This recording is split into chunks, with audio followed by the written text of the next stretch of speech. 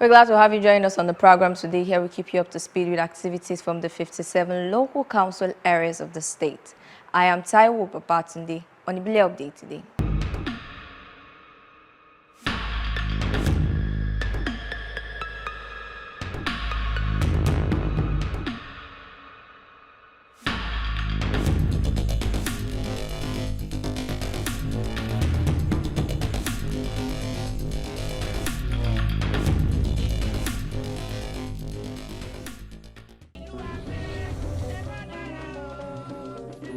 Farmers in Ayobo-Ipaja Local Council Development Area received a boost to food production as the council distributed fertilizers under the Renewed Hope initiative. The intervention is aimed at increasing agricultural productivity, supporting local farmers, and strengthening food security through improved crop yields. Omolara Iwale's report is presented from our studio.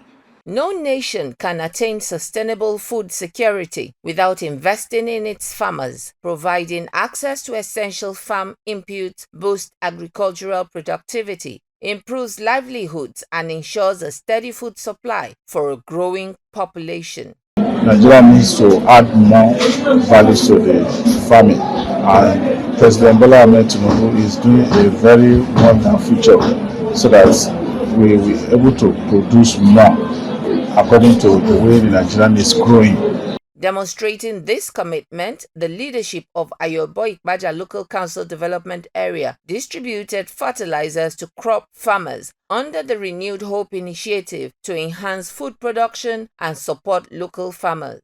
This is not about politics. This is about survival.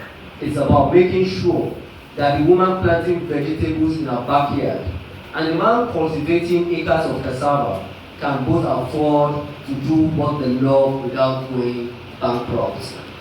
These bags you see here are not just chemicals and nutrients. To me, they represent hope. They represent the fact that somebody in Abuja, our president, Asiwaju Bola Ahmed Tinubu, is thinking about the ordinary Nigerian. Distribution is not the end, the harvest is the end. And I want to hear testimonies. I want to see bigger yams, taller maize, and healthier vegetables in our markets.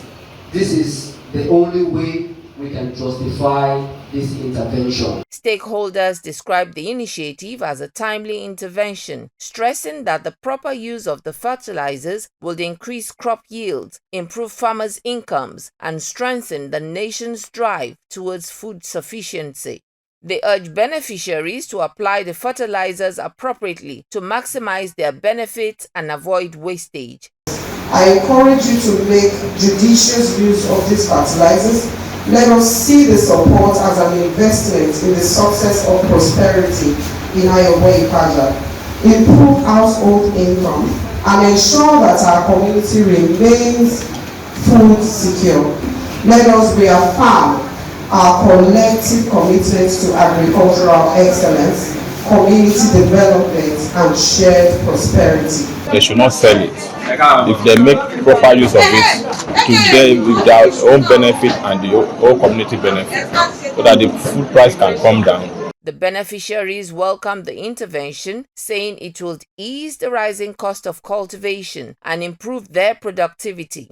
They also appealed for sustained support through the provision of more farm inputs and other agricultural interventions. It costs us more to buy, but with this one, I think it will go a long way, helping me to produce more, and my larger customers will also benefit more. Food is a major aspect of human life, and if those of us that are into farming with the power, I think we do more productivity. especially on this our own axis. Yeah, this program come at the right time, because we are going towards August break, and immediately after August break, farmers are going to the field. We are going to the field, we are going to the farm, so we are really grateful. Now we encourage all our farmers that this fertilizer, this intervention or incentive given to us, we are going to use it judiciously. As government continue to prioritize agriculture, initiatives like this are expected to boost local food production, strengthen rural livelihoods, and move the nation closer to achieving lasting food security. My name is Comrade Akim Olalekan Dauda, the Executive Chairman, Ikeja Local Government. Watch Ibile updates on LTV. Ibile Local Council Development Area is taking another step towards strengthening grassroots governance with the groundbreaking of a new legislative building. The project is expected to improve the working environment for lawmakers, enhance legislative efficiency, and support better service delivery for residents. More in these reports. Stronger grassroots governance is taking shape in Ibile LCDA as the council officially broke ground for the construction of a new legislative building, a project aimed at improving the working environment of lawmakers and strengthening democratic institutions.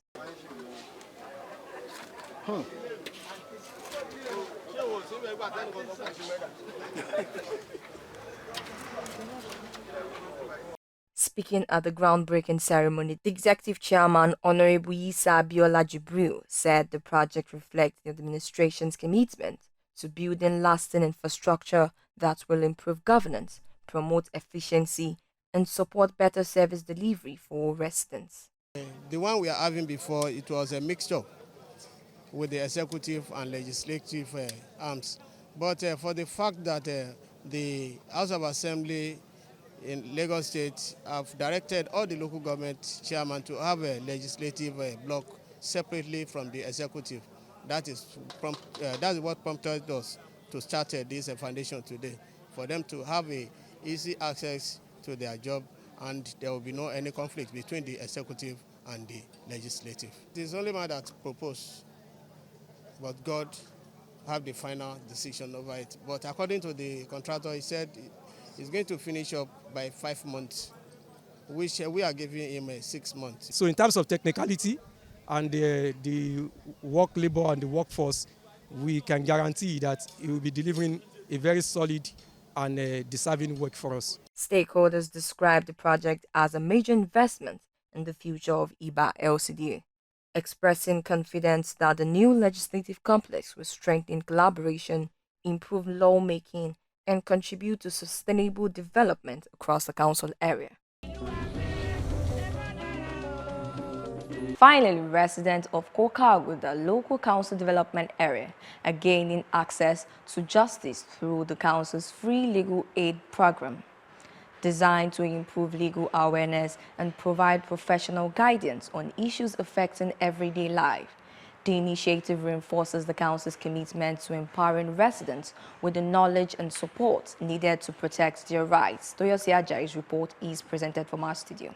Development goes beyond the provision of roads, schools, and other infrastructure. This informed Coker-Aguda Local Council's decision to organize a second community sensitization on free legal aid. For the chairman of the LCDA, an informed citizenry is equally important for effective governance. The idea was first initiated last year when we came into office, and I'm very, very happy about it.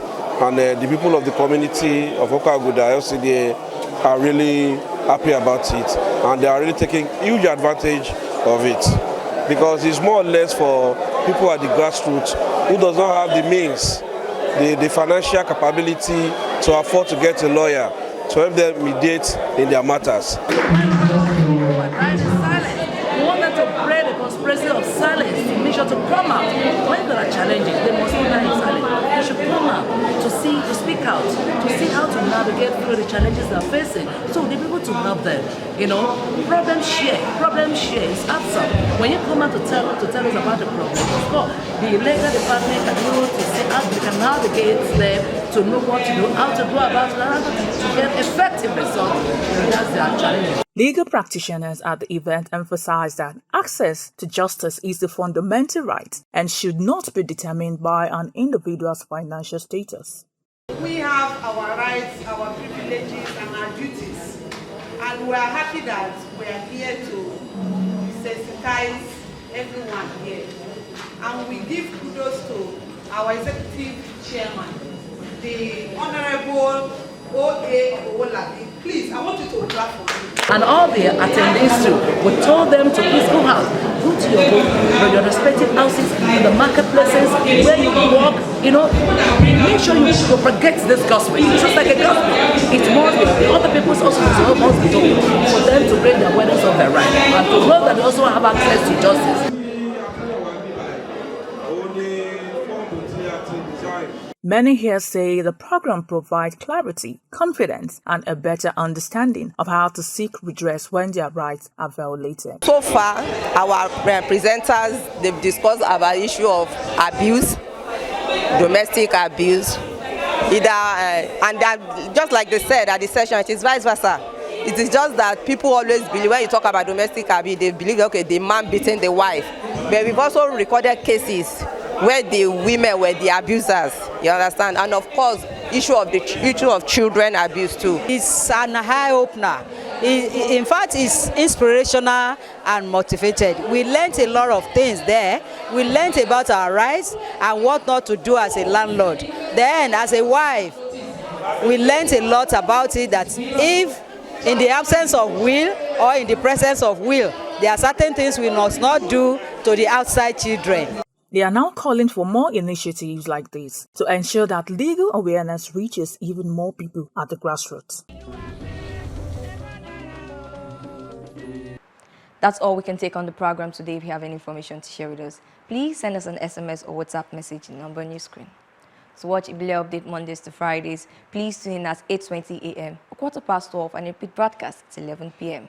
You can also watch Ibile Update on YouTube. I am Taiwo Babatunde. Thank you for watching.